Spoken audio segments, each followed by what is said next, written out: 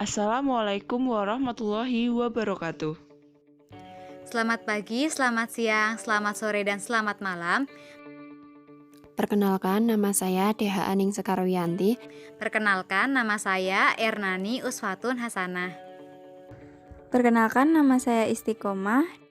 Perkenalkan, nama saya Lismalia Hana Pertiwi. Di sini, kami akan mempresentasikan hasil diskusi kami mengenai review jurnal yang berjudul Toponymic Landscape of Central Yakutia, Etymological Analysis of Geographical Names. Pendahuluan, isu penjelajahan manusia atas teritorial, bentuk, dan konseptualisasi objek alam, fenomena, dan kejadian yang terkait dengan bentang lahan tertentu telah dianalisis dalam kerangka proyek RSF nomor 15/18/200047 tentang ontologi lanskap yaitu semantik, semiomatik, dan pemodelan geografi 2015-2017. Penjelajahan yang dilakukan kelompok etnik telah menyesuaikan bentang lahan dan menempati ceruk untuk menghindari persaingan, seperti yang dilakukan oleh Yakutia sebagai grup etnik telah menetap di cekungan Lena Tengah, Lembah Ergeni, dan Samartai. Masing-masing dari kelompok etnik tersebut menempati lanskap etnobudaya mereka sendiri, seperti peternak Yakut yang tinggal di alas dan lembah di antara sungai, suku penutur bahasa Tungus yang hidup di penangkaran rusa kutub yang mendiami wilayah pegunungan taiga, berbeda dengan Evans dan Evang yang tinggal di daerah tundra. Sehingga setiap kelompok etnis yang mendiami wilayah tersebut telah memiliki sistem geografisnya mereka sendiri. Tidak hanya bergantung pada bentang lahan, namun juga gaya hidup, tipe aktivitas, dan kontak bahasa dalam membentuk kosakata geografi. Kajian toponimi menjadi penting karena aktivitas manusia selalu dihubungkan dengan gagasan ruang atau bergerak dalam ruang dan waktu. Meskipun dalam jangka waktu yang lama dan kondisi lingkungan yang telah berubah, namun nama geografis yang asli masih tetap dipertahankan. Sehingga penamaan dan penekanan pada objek di sekitarnya, toponimi berfungsi sebagai patokan dalam memandu orang melintasi ruang. Studi tentang nama tempat di Yakutia Tengah memungkinkan terungkapnya sistem orientasi tradisional dalam ruang dan sikap terhadap dunia sekitarnya melalui pandangan dunia antroposentris. Menurut Carlo Iglesias, bahwa 3 bagian interpretasi dari toponimi yaitu lokasi spasial, informasi tentang tempat, dan bentang lahan. Fungsi-fungsi dari toponim adalah diantaranya: yang pertama, mewakili kondisi suatu wilayah, bisa berdasarkan kondisi geografis, kehidupan keagamaan, dan juga kehidupan sosial. Lalu yang kedua, dapat merekonstruksi lanskap dan juga rute kuno, dan juga eksplorasi teritorial. Seperti yang telah kita ketahui bahwa penduduk zaman dahulu hidup dengan nomaden, sehingga perpindahan suatu penduduk dari suatu tempat ke tempat lain dapat meninggalkan toponim yang kemudian dapat dikembangkan oleh penduduk lain. Lalu yang ketiga adalah mewakili kekhususan etnogenesis, dan yang keempat mewakili aspek-aspek lingkungan dan juga kehidupan sehari-hari. Pada jurnal penelitian ini, daerah yang menjadi kajian adalah daerah Yakutia Tengah. Yakutia adalah nama lain dari Republik Sakha yang berada di Rusia bagian utara. Di Yakutia Tengah ini terdapat daerah bernama Kangalaski yang berada di dekat Sungai Lena. Kangalaski adalah tempat penting bagi awal kehidupan masyarakat setempat. Oleh karena itu, pada penelitian ini, daerah Kangalaski menjadi tempat yang disorot dan diteliti karena dianggap sebagai awal dari kehidupan masyarakat setempat. Lalu, apa saja sih tujuan dari penelitian ini? Yang pertama, yaitu mengidentifikasi elemen etimologi dari toponim Yakutia Tengah. Yang kedua, merekonstruksi sejarah eksplorasi Yakutia Tengah. Dan yang ketiga, menentukan jenis identifikasi bentang lahan oleh berbagai kelompok etnis dalam pembentukan toponimi. Lalu, metode apa saja sih yang digunakan dalam penelitian tersebut? Yang pertama yaitu metode komparatif didasarkan pada identifikasi komponen etimologis toponimi, dan yang kedua yaitu metode pengolahan statistik hasil analisis kuantitatif. Penelitian ini menghasilkan output berupa peta. Peta ini menunjukkan proses sejarah di mana toponim asal Rusia tumpang tindih dengan wilayah etnis Lembah Ergeni yang dihuni oleh suku Yakuts, sehingga mengubah toponimi wilayah tersebut. Peta ini adalah peta tentang etimologi toponimi di wilayah Kangalaski. Perbedaan warna di tiap simbol menandakan etimologi-etimologi yang pernah singgah di titik tersebut. Penelitian ini menghasilkan hasil sebagai berikut. Sebagian besar lanskap toponimi berupa nama sungai, danau, tanah, bentuk relief, pemukiman, dan lain-lain. Sungai Lena memainkan peran kunci dalam membentuk toponim wilayah Kangalaski, serta sungai dan anak sungai kecil yang berdampingan, nama-nama yang ditemukan dalam lapisan linguistik budaya yakni Evenki, Mongol, dan Turki. Lapisan tungus Manchuria paling kuno terlacak pada nama sungai dan anak sungai kecil yang memiliki ciri 1. Keanehan alam dan bentang lahan. 2. Pencarian tempat berburu. 3. Ciri-ciri kualitatif. Dan 4. Manusia dan masyarakat. Toponim wilayah Kangalaski salah satunya berasal dari etimologi Mongol yang diadaptasi dari karakteristik kualitatif objek geografis seperti sungai dan anak sungai. Seperti yang kita ketahui bahwa penduduk pada zaman itu hidup secara nomaden dan mereka banyak menghuni wilayah-wilayah di sekitar sungai. Yang kedua, berdasarkan karakteristik relief bumi atau topografi. Dan yang ketiga, berdasarkan kesucian atau berkaitan dengan keyakinan yang dianut oleh masyarakat pada saat itu. Yang selanjutnya yaitu toponim asal Turki yang berkaitan dengan bentang alam di sekitarnya. Sebagai contoh, bentang alam sungai. Yang pertama, karakteristik kualitatif sungai dan anak sungai, misalnya Kurun Yuryak, Kurunat, yang berasal dari proto bentuk tunggal kura, dari proto bentuk Turki, kur yang berarti kering dan keringkan. Dalam hal ini, maka bahasa Turki menunjukkan hilangnya vokal di aus laut atau huruf D yang terletak di akhir kata. Yang kedua yaitu apresiasi terhadap sungai kecil dan sungai sebagai simbol kehidupan.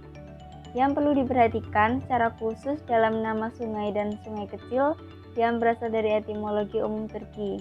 Misalnya, toponim Alak, yaitu al dari bahasa Turki, sal yang berarti rakit, dan alat apapun dan perapian. Kemudian al juga berarti api suci dan perapian. Yang selanjutnya yaitu tentang pembentukan toponim wilayah Kangalaski. Pembentukan toponim wilayah Kangalaski tersebut dibentuk di pangkalan Evenki, Mongol, dan Turki yang dibangun berdasarkan tipe pola dasar, tipe penanaman lokal, dan hubungan dialek dengan alam, serta reklamasinya sebagai aspek kehidupan yang diperlukan secara strategis. Selain pembentukannya di 3 wilayah tersebut, timbul juga toponim baru yang berdasarkan bahasa Yakut dan lapisan Rusia yang muncul saat pemukiman dibentuk. Hal ini menunjukkan sikap yang berbeda terhadap lanskap regional terkait dengan eksplorasi wilayah dan penggunaannya dalam kegiatan ekonomi. Kemudian, lapisan Yakut dalam etimologi wilayah Kangalaski ditentukan oleh masuknya pemukiman dan aktivitasnya. Sebagai contoh, yaitu di dataran tepi kiri menunjukkan prevalensi nama Yakut. Lembah Erkeni menjadi salah satu pusat dari asal mula orang Yakut, sehingga di lembah Erkeni tersebut toponim Yakut ditemukan di sana. Kemudian, selain dengan lembah Erkeni, maka juga ada pemukiman dengan nama Rusia, yaitu kota Pokrov, yang didirikan atas kedatangan Koskak Rusia pada abad ke-17. Pokrov adalah nama sakral yang mengacu pada Pokrov, yang berarti perlindungan Bunda Suci Allah atau perayaan Kristen Ortodoks. Kemudian selanjutnya yaitu dikarenakan dari toponim wilayah Kangalaski tersebut dibentuk dari beberapa wilayah. Hal itu maka mempengaruhi dari adanya peminjaman dan adaptasi suatu bahasa. Sebagai contoh yaitu kata yam yang berasal dari bahasa Turki. Kata itu dipinjam dan diadaptasi ke dalam bahasa Rusia.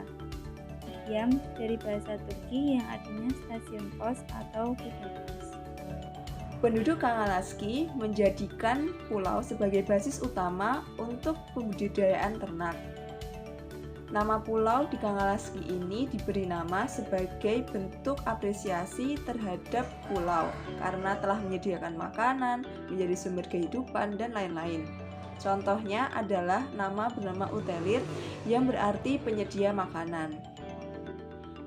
Nah, selain nama pulau yang diberi nama dalam bahasa Yakut yang berarti untuk mengapresiasi jasa pulau bagi penduduk, terdapat pula nama wilayah di daerah ini yang mengandung tahayul. Contohnya adalah tempat bernama Abahitasuoh. Abahitasuoh bermakna tempat ini bebas dari roh jahat. Toponim juga dapat mencerminkan kepercayaan setempat dan peristiwa bersejarah. Dalam penelitian ini juga menghasilkan data kuantitatif. Data ini berisi mengenai persentase-persentase etimologi yang digunakan dalam oikonim, hidronim, oronim, maupun nama pulau. Berdasarkan hasil, secara keseluruhan, terdapat hasil bahwa Turkic etimologi menjadi dominasi. Yang kedua adalah etimologi yang tidak diketahui, dan yang ketiga adalah etimologi campuran. Turkic etimologi yang menjadi dominasi memiliki persentase sebesar 39,7%. Disusul di tempat kedua adalah etimologi yang tidak diketahui sebesar 17,1%, dan yang ketiga adalah etimologi Yakut yang memiliki persentase sebesar 16,9%. Berdasarkan hasil kuantitatif yang diperoleh pada penelitian ini, nama etimologi Yakut menonjol pada oikonim dan oronim, sedangkan etimologi Turki menonjol pada hidronim dan nama pulau. Hal yang menjadi keanehan adalah tidak adanya nama etimologi Yakut asli pada nama pulau. Jurnal penelitian ini memiliki kesimpulan yang pertama, elemen etimologikal dan semantik toponimi menunjukkan bahwa toponimi daerah Kangalaski adalah bentuk lapisan paling kuno dalam pembentukan toponimi Yakutia. Yang kedua, menurut studi etimologi, karakter stagitasi formasi toponimi berhubungan dengan bentang lahan. Tahap pertama ditandai oleh nama-nama pola dasar berdasarkan hubungan dialognya terhadap alam. Tahap kedua menunjukkan reklamasi teritorial dan penggunaannya untuk kepentingan aktivitas ekonomi. Kesimpulan yang ketiga adalah toponimi wilayah daerah Kangalaski menunjukkan toponimi yang dipengaruhi oleh bentang lahan, aktivitas penduduk, gaya hidup, dan kontak bahasa yang terjadi. Bahasa Turki mendominasi toponimi di Kangalaski. Etimologi bahasa campuran berada di tempat kedua, dan etimologi bahasa Yakut berada di posisi ketiga. Kelebihan dari penelitian ini adalah sejarahnya diungkapkan secara jelas dan juga dalam waktu yang berurutan. Yang kedua, isinya jelas dan juga lengkap dan dipaparkan secara detail. Seperti yang kita ketahui, Rusia merupakan suatu negara dengan luas area yang sangat besar, dan juga salah satu kotanya yaitu Kangalaski juga merupakan kota yang besar pula. Namun, dalam penelitian ini dijelaskan secara detail terkait bahasa yang pernah digunakan dan juga etnis-etnis yang pernah menduduki Kangalaski. Selanjutnya yaitu selain memiliki kelebihan tentu juga memiliki kekurangan. Kekurangan dari penelitian ini yaitu sulit dalam memahami nama wilayah karena beda satu huruf saja sudah beda tempat. Sebagai contoh yaitu Yakutia yang tidak sama dengan Yakut, namun Yakutia sama dengan Saka. Kemudian adanya penggunaan bahasa ilmiah yang cukup sulit dipahami.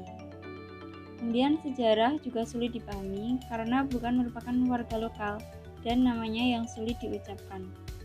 Kemudian seringkali dijumpai adanya pengulangan bahasa mengenai sungai yang rumit.